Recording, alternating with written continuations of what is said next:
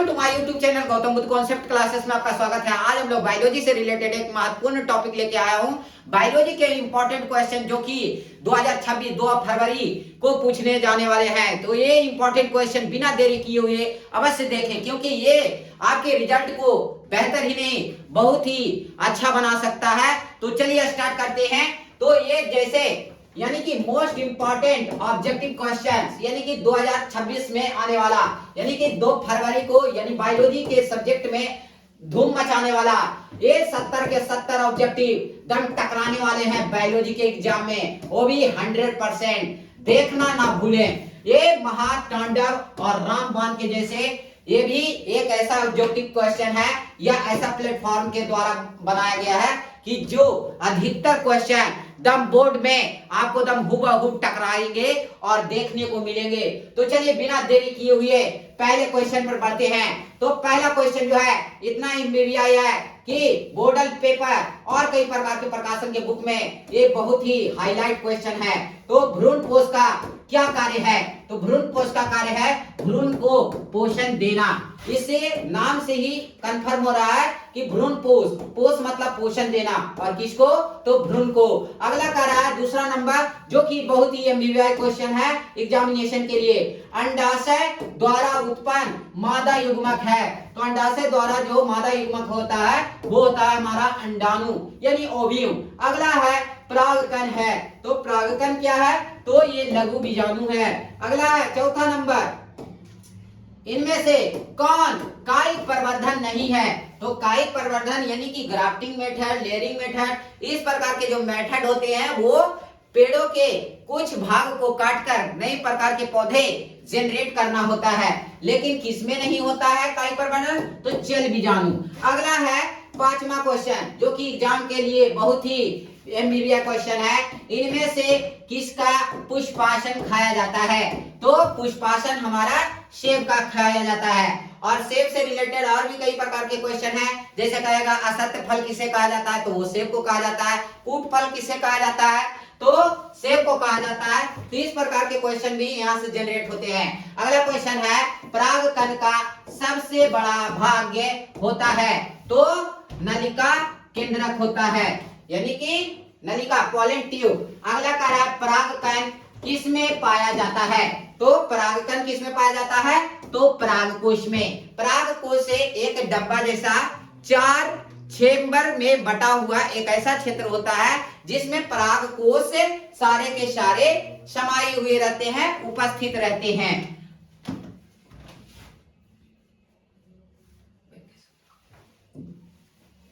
तो अगले पेज पर बढ़ते हैं। अगला क्वेश्चन है एमबीबीआई क्वेश्चन जो कि एग्जाम में दम आने वाला है, क्रॉसिंग ओवर की क्रिया। क्रॉसिंग ओवर की क्रिया कब संपन्न होती है? तो जब पैक्टिन की क्रिया होती है तब जाके क्रॉसिंग ओवर की क्रिया संपन्न होती है। अगला क्वेश्चन है 9वां नंबर, इनमें से किनके द्वारा डेंगू का विस्तारण होता है? तो दुनिया जानता है कि डेंगू जो होता है मच्छर के काटने से होता है, तो इसलिए इसका आंसर होगा मच्छर। अगला बढ़ते हैं 10वां नंबर, जनसंख्या वृद्धि का दुष्परिणाम क्या हो सकता है? अगर मान लीजिए कि जनसंख्या जो है दिन प्रतिदिन इसी प्रकार बढ़ते रहेगा, डेंसिटी पॉपुलेशन जो है दिन प्रतिदिन बढ़ते रहेगा, तो इसके कारण क्या समस्याएं आ सकती है? तो पहला ऑप्शन है आय की कमी यानी कि इनकम में कमी आ जाएगी, क्योंकि आबादी जब बढ़ेगा तो पैसा उतने ही लोगों में बटेंगे, तो पैसे की कमी हो जाएगी। दूसरा जमीन की कमी। तो जमीन की कमी यानी कि जब लोग ज्यादा आएंगे, डेंसिटी जब हाई होगा तो वो ज्यादा से ज्यादा मकान बनाएंगे, और ज्यादा से ज्यादा मकान बनाएंगे तो जमीन की कमी तो ऑटोमेटिक होगा ही। अगला है खनिज पदार्थों में कमी। तो खनिज पदार्थों यानी कि जितना भी प्रकार की आप वस्तु बना रहे हैं, चाहे वो थारी हो, लोटा हो, बर्तन हो, या कई प्रकार के यूटेंसिल हो गया, या कई प्रकार के उपकरण बना रहे हैं, तो उन चीजों में हमारा खनिज ही उपयोगी मानी जाती है। तो सोचिए कि ज्यादा आबादी बढ़ेगा तो ज्यादा वस्तुओं का निर्माण होना चाहिए, और ज्यादा वस्तुओं के निर्माण के लिए खनिजों की आवश्यकता ज्यादा होगी, तो खनिज पदार्थों की भी कमी हो जाएगी, इसलिए इसका आंसर उपयुक्त सभी होगा। अगला कह रहा है जो कोई बहुत ही वीवीआई क्वेश्चन है, एग्जामिनेशन के लिए इनमें से कौन यौन संचारित रोग है? ये बहुत ही एग्जाम में टिपिकल और सबसे ज्यादा नंबर देने वाला क्वेश्चन है, क्योंकि ये एग्जाम में बार बार पूछे ही जाएंगे। तो ये क्वेश्चन है, इसका आंसर होगा गोनेरिया, एड्स और सिफिलिस, यानी यौन संचारित रोग, यानी कि सेक्सुअल डिजीज। तो सेक्सुअल डिजीज में आपका गोनेरिया आता है, एड्स आता है और सिफिलिस। ये जो डिजीज है यौन संचारित है।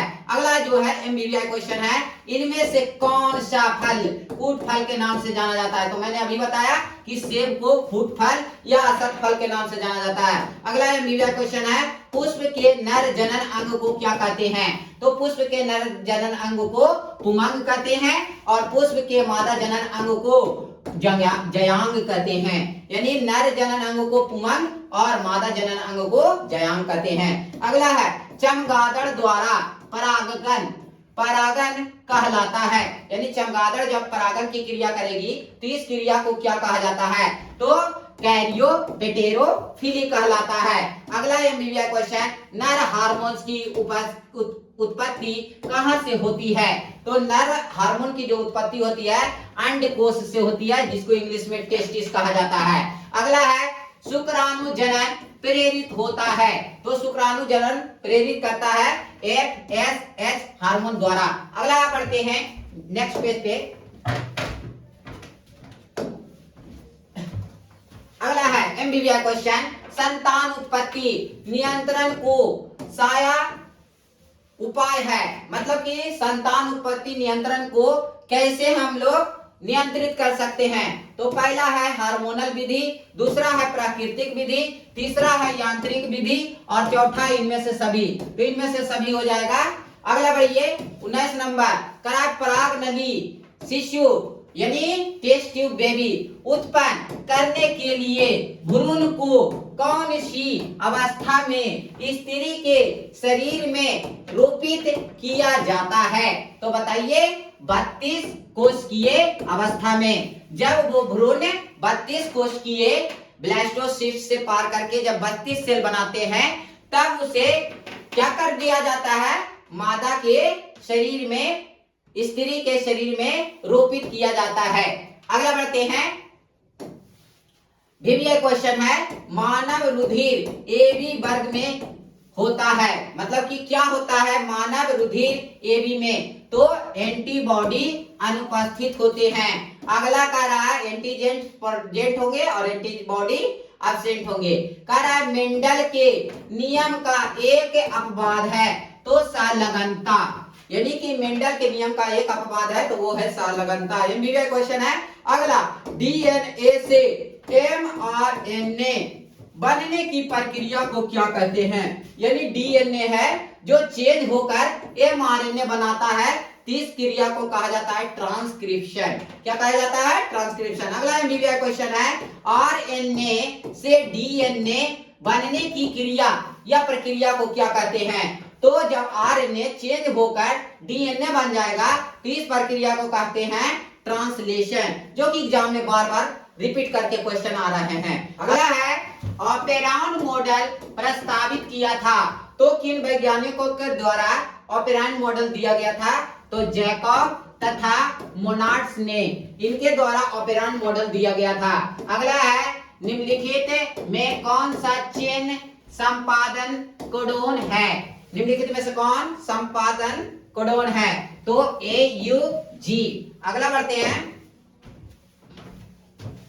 कह रहा है जो जीन अपना स्थान बदलते रहते हैं उन्हें क्या कहते हैं? यानी कि जो जीन अपना स्थान बार बार लगातार बदलता है तो उसे कहा जाता है ट्रांसपोसोन जीन, यानी ट्रांसपोसोन जीन्स कहते हैं। अगला एमबीबीआई क्वेश्चन है, न्यूक्लिक अम्ल यानी न्यूक्लिक एसिड पॉलीमर है, तो न्यूक्लिक एसिड पॉलीमर है न्यूक्लियोटाइड्स का। अगला कहते हैं, पुंकेसर प्रतिनिधित्व कहते हैं, पुंकेसर प्रतिनिधित्व कहते हैं तो लघु बीजाणु पर्णों को, लघु बीजाणु पर्णों को। अगला कह रहा है, बीबीआई क्वेश्चन है, विषाणु संक्रमित कोशिकाएं निम्नलिखित में से कौन सा प्रोटीन स्रावित करती है? यानी विषाणु जो होते हैं संक्रमित कोशिका निम्नलिखित में से कौन सा प्रोटीन स्रावित करती है? तो पहला का रहा है ऑप्शन है इंटरफेरॉन, दूसरा है इंटरल्यूकिन, अगला है ल्यूमर नोक्सिस फैक्टर और कह रहा है इनमें से सभी। तो आंसर हो जाएगा इनमें से सभी। अगला कह रहा है फाइलेरिया रोग, जिसको एलिफेंटेसिस कहते हैं, बुचेरिया बैनक्राफ्टी के कारण होता है। तो कह रहा है फाइलेरिया रोग का वाहक कौन है? तो मादा क्यूलेक्स मच्छर के द्वारा फाइलेरिया होते हैं, जो कि लटके हुए पोर्शन में ज्यादा काटने की संभावना होती है और ये जो मच्छर होते हैं ज्यादा ऊंचाई तक नहीं उड़ पाती है। अगला बढ़ते हैं हिप्स से। ह्यूमन इम्यूनोवायरस निम्नलिखित में से किस कोशिका पर आक्रमण करता है? तो ये करता है टी हेल्पर कोशिका पर, हिप वायरस। अगला कह रहा है पृथ्वी के निकट का वायुमंडल का क्षेत्र क्या कहलाता है? तो ट्रोपोस्फियर कहलाता है। अगला बीवीआई क्वेश्चन है, कह रहा है किसी आबादी का स्वरूप निर्भर करता है। तो किन कारणों पर निर्भर करता है? तो पहला ऑप्शन है वितरण, दूसरा है घनत्व, तीसरा है जातीय रचना और चौथा है उपयुक्त सभी। तो आंसर जो होगा उपयुक्त सभी होगा। अगला बढ़ते हैं, कह रहा है एमबीबीआई क्वेश्चन है मानव जनसंख्या का अध्ययन कहलाता है। तो ये डेमोग्राफी कहलाता है। बार बार क्वेश्चन में आ रहे हैं और बार भी ये छूटा नहीं है, क्योंकि ये एग्जाम का टॉप लेवल का क्वेश्चन है। डेमोग्राफी जनसंख्या का अध्ययन कहलाता है, डेमोग्राफी, जिसको इंग्लिश में जनसांख्यिकी कहा जाता है। अगला कह रहा है इंपॉर्टेंट क्वेश्चन है, कौन सा पौधा मैंग्रोव्स क्षेत्र में यानी जलीय स्थलों पर पाए जाते हैं, यानी कि जहां पर जल की मात्रा ज्यादा होते हैं उस तरह के क्षेत्रों में मैंग्रोव से पौधे पाए जाते हैं। तो इसको एक जलीय पौधा का नाम है राइजोफोरा। अगला कह रहा है 36 नंबर, इनमें से कौन भारत वर्ष में जैव विविधता का हॉट स्पॉट, जिसको हिंदी में तप्त स्थल कहते हैं? तो बताइए कौन सा ऐसा है जो भारत का जैव विविधता वाला हॉट स्पॉट है? तो हमारा आंसर होगा पश्चिमी घाट। अगला बढ़ते हैं मृदा अपरदन, यानी कि मृदा का क्षय हो रहा है, दिन प्रतिदिन इसकी में गिरावट आ रही है। तो मृदा अपरदन को किस प्रकार रोका जा सकता है? तो आंसर होगा श्रेष्ठ पादप आवरण से, यानी कि अच्छे नस्ल का अगर हम पौधा लगाएंगे तो उसके जड़ जो होंगे मिट्टी को मजबूती से पकड़े हुए रहेंगे, तो मृदा अपरदन रोका जा सकता है। अगला है 38 नंबर, अतिसार नामक रोग होता है, यानी अतिसार जो है किसके कारण होता है? तो एंटीबिवा हिस्टोलिस्टिका नामक बैक्टीरिया के द्वारा होता है। अगला बढ़ते हैं, इनमें से कौन वायरस जनित रोग है? तो वायरस से होने वाला रोग पोलियो, यानी पोलियोमा वायरस के कारण होता है सर। अगला बढ़ते हैं, अम्लीय वर्षा के कारण है, यानी अम्लीय वर्षा यानी एसिड रेन किन के कारण होता है? तो Na2 तथा SO2 नाइट्रस ऑक्साइड और सल्फर डाइऑक्साइड के कारण होता है। नाइट्रोजन डाइऑक्साइड तथा सल्फर डाइऑक्साइड के कारण अम्लीय वर्षा होता है। बार बार एग्जाम में आते हैं, बहुत ही इंपॉर्टेंट है। निम्नलिखित में से कौन एकल कोशिका प्रोटीन है? एकल कोशिका प्रोटीन, ये भी बार बार एग्जाम में आ रहा है। इसका आंसर होगा क्लोरेला। अगला बढ़ता है, शराब उद्योग में किस सूक्ष्म जीव का उपयोग होता है? यानी शराब को बनाने के लिए किस प्रकार के सूक्ष्म जीव का इस्तेमाल किया जाता है? तो आंसर होगा ईस्ट। फर्मेंटेशन प्रक्रिया यानी किण्वन प्रक्रिया करने के लिए ईस्ट बैक्टीरिया होना बहुत ही जरूरी है, सूक्ष्म जीव होना जरूरी है, तभी जाके शराब का निर्माण हो सकते हैं। अगला है जीनगन, इनमें से किसके लिए उपयुक्त है? तो पादप कोशिकाओं का रूपांतरण के लिए। अगला करा पीसीआर पॉलीमरेज चेन रिएक्शन करा विधि आवश्यक है, तो डीएनए संवर्धन के लिए। अगला इंपॉर्टेंट क्वेश्चन है, गैमेट निर्माण को कहते हैं? तो गैमेट तो ये नाम ही से हो रहा है गैमेटोजेनेसिस। अगला बढ़ते हैं, अगला कह रहा एमबीबीआई क्वेश्चन है, मनुष्य की प्राथमिक शुक्राणु कोशिकाओं में प्राइमरी स्पर्मेटोजेनेसिस में ऑटोसोम की संख्या होती है। तो ऑटोसोम बोलेगा तो 44, और एक होता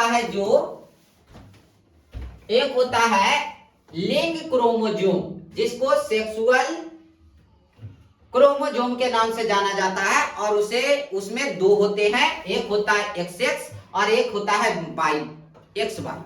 तो मादा में जो होते हैं XX क्रोमोजोम पाए जाते हैं, और पुरुष में जो पाए जाते हैं XY पाए जाते हैं, और जब टोटल मिलते हैं तो मानव में 46 गुणसूत्र पाए जाते हैं। तो एक होता है ऑटो क्रोमोजोम और एक होता है सेक्स क्रोमोजोम। तो चलिए अगला बढ़ते हैं। क्रॉसिंग ओवर किस अवस्था में होता है? तो लेप्टोटीन, यानी लेप्टोटीन के कारण ही अवस्था में क्रॉसिंग ओवर होते हैं। अगला एमबीबीआई क्वेश्चन है, अनुवांशिकी यानी जेनेटिक्स के जनक किसे कहा जाता है? तो ग्रेगर जॉन मेंडल को कहा जाता है, और इन्होंने किस पौधे का चयन किया? तो मटर का पौधे का चयन किया। ये भी क्वेश्चन बार बार एग्जाम में रिपीट कर रहे हैं। अगला है डीएनए से एमआरएनए बनने की प्रक्रिया को कहते हैं। तो मैंने पीछे ही बताया था कि डीएनए जब एमआरएनए में कन्वर्ट हो जाएगा यानी चेंज हो जाएगा तो उस क्रिया को ट्रांसक्रिप्शन कहते हैं। आगे कह रहा है, अगला क्वेश्चन है न्यूक्लिक अम्ल पॉलीमर है तो न्यूक्लियोटाइड्स का। अगला कह रहा है एमबीबीआई क्वेश्चन है, पहला मानव जिनके जीवाश्म अफ्रीका के अलोग यूरोप और एशिया में मिले तो उन वर्ग को या उस प्रकार के मानव को क्या नाम दिया गया था? तो होमो हैबिलिस नाम दिया गया था, होमो हैबिलिस, जो कि एग्जाम में बहुत इंपॉर्टेंट है। अगला कह रहा है कोएस रबिटूस को प्रायोगिक रूप से किसके द्वारा उत्पन्न किया गया? तो फिशर व हैक्सल ने, ये 2 वैज्ञानिक जो थे कोवस हेक्सटोस नामक प्रायोगिक रूप से इस्तेमाल और उत्पन्न किए थे। अगला है छोटी समष्टि से एलील का आकस्मिक विलोपन है तो क्या है? तो इसका आंसर होगा आनुवांशिक अपवाहन। अगला बढ़िए, किस प्रक्रिया द्वारा लैक्टिक अम्ल का निर्माण होता है? यानी किस प्रोसेस के द्वारा लैक्टिक अम्ल फॉर्मेट किया जा सकता है? तो आंसर जानिए किण्वन, जिसको इंग्लिश में फर्मेंटेशन कहते हैं। अगला है क्षय रोग, जिसको इंग्लिश में टीबी कहते हैं यानी ट्यूबरक्लोसिस का संक्रमण मुख्यतः किनके द्वारा होता है? तो जान लीजिए आंसर हवा के द्वारा। अगला बढ़ते हैं, करार किसी भी संख्या में उपस्थित समस्त जीन एवं उनके एलील कहलाते हैं। तो जान लीजिए आंसर जीन कोश होगा। अगला करार इंपॉर्टेंट क्वेश्चन है, भ्रूणपोषीय बीज इनमें से पाए जाते हैं तो किसमें भ्रूणपोषीय बीज पाए जाते हैं? तो आंसर जानिए नारियल में पाए जाते हैं, जौ में पाए जाते हैं, अंडी जिसको हिंदी में रेडी कहते हैं और इंग्लिश में कैस्टर सीड कहते हैं। अगला बढ़ते हैं, करा यदि कोई प्रोटीन कूट लेखन जीन किसी विषम जात परपोषी में अभिव्यक्त होता है तो उसे क्या कहते हैं? तो आंसर जानिए विषम जात प्रोटीन कहलाएगा। अगला बढ़िए, एमबीबीआई क्वेश्चन है, क्राइजीन बाल कृमि से किस फसल को बचाया जाता है? तो बताइए क्राइजीन से किस फसल को बचाया जाएगा? तो क्राई से कपास। एकदम ध्यान में रखिएगा, ये क्वेश्चन अवश्य आएंगे एग्जाम में। अगला कह रहा है मानव प्रोटीन किस बीमारी के उपचार के लिए प्रयोग किया जाता है? मानव प्रोटीन किस बीमारी के लिए उपचार के लिए प्रयोग किए जाते हैं? तो आंसर जानिए एम्फीसीमा। अगला कह रहा है इंपॉर्टेंट क्वेश्चन है, विश्व स्वास्थ्य संगठन जिसको WHO फुल फॉर्म होता है वर्ल्ड हेल्थ ऑर्गेनाइजेशन के द्वारा ध्वनि प्रदूषण यानी साउंड पॉल्यूशन मानक है। तो बताइए इसका ध्वनि का जो संगठन बताया गया कि कितना से कितना डेसिबल के बीच है, आपको ध्वनि का इस्तेमाल करना है। तो आंसर है 20 से 30 डेसिबल। डेसिबल जो है ध्वनि का मात्रक है। अगला बढ़ते हैं, एमबीबीआई क्वेश्चन है, विश्व पर्यावरण दिवस कब मनाया जाता है? तो ये तो एग्जाम के हर एक कोने में और हर एक पोर्शन में बार बार यूज होते हैं कि विश्व पर्यावरण दिवस कब मनाया जाता है। तो आंसर बहुत ही साधारण है, 5 जून, जो कि भूलिएगा नहीं। अगला करा है, एक जोड़े को 2 लड़कियां हैं, मतलब एक जोड़े की 2 लड़कियां हैं और तीसरा संभावित शिशु लड़की होने का, मतलब तीसरा जो बच्चा संतान उत्पत्ति होने वाला है वो भी संभावना क्योंकि है लड़की होगी। तो कितना परसेंट? तो आंसर जानिए 50%। 50% संभावना है कि वो लड़की होगी। अगला है 64, रुधिर वर्ग बी का जीनोटाइप होगा। बताइए, रुधिर वर्ग यानी बी ग्रुप के जीनोटाइप होंगे तो बीबी या बीओ हो सकते हैं। अगला करा है 65, ओपेरॉन मॉडल का क्या प्रदर्शित करता है? यानी ओपेरॉन मॉडल जो है क्या प्रदर्शित करता है? तो आंसर जानिए, जीन का रेगुलेशन। अगला है बीडीएनए। बीडीएनए के एक पूर्ण घुमाव में नाइट्रोजन बेस के कितने पेयर्स होते हैं? तो आंसर जानिए 10 पेयर्स, 10 जोड़े होते हैं। अगला है इंपॉर्टेंट क्वेश्चन है, यदि भ्रूणपोष की कोशिकाओं में 24 गुणसूत्र हो तो युग्मकों की संख्या क्या होगी? तो युग्मकों की संख्या जो होगी वो 8 होगी। अगला है एंटीमीवा इनमें से क्या है? तो आंसर जानिए, एंटीमीवा क्या है? प्रोटोजुआ है। अगला इंपॉर्टेंट क्वेश्चन है, इनमें से कौन जीवाणु जनित रोग है? तो जीवाणु से होने वाला रोग जो है कुष्ठ रोग होगा या क्षय रोग होगा या हैजा होगा या उपयुक्त सभी। ये सभी के सभी बैक्टीरिया यानी कि जीवाणु से होने वाले रोग हैं, इसलिए इसका आंसर होगा उपयुक्त सभी। अगला है 70, ऑकोजीन। ऑकोजीन किसके लिए उत्तरदायी है? तो ऑकोजीन जो होते हैं वो कैंसर के रोग के लिए उत्तरदायी है और कैंसर के रोग के उपचार के लिए किस प्रकार का औषधि का इस्तेमाल किया जाता है? तो आंसर है टैक्सोल। अगला बढ़ते हैं, नर मनुष्य में ए बी छोटी स्मॉल ए और capital B small B genotype बराबर भागों में उत्पन्न किए जाते हैं तो उस व्यक्ति का जीनोटाइप होगा। तो जानिए answer, capital A small A और कैपिटल बी स्मॉल बी। कह रहा है इस प्रकार के वीडियो को अंत तक देखने के लिए आप सभी के लिए बहुत ही धन्यवाद, क्योंकि ये एग्जाम जो है आपके लिए है और इस वीडियो का जो लाभ होगा आपके लिए होगा। तो इस वीडियो को देखने के लिए हमारे तरफ से बहुत बहुत धन्यवाद, क्योंकि इन ऑब्जेक्टिव के जरिए आपका मार्क्स गेन कर सकते हैं और एग्जाम में आप अच्छा कर सकते हैं। इसके लिए एक शायरी तो बनती है, सफलता उसी को मिलती है जिसके हौसलों में जान होती है, पंखों से कुछ नहीं होता, हौसले से उड़ान होती है। ठीक इसी प्रकार के वीडियो को पाने के लिए हमारे चैनल को सब्सक्राइब कीजिए, बेल आइकन को दबाइए और कमेंट कीजिए। धन्यवाद।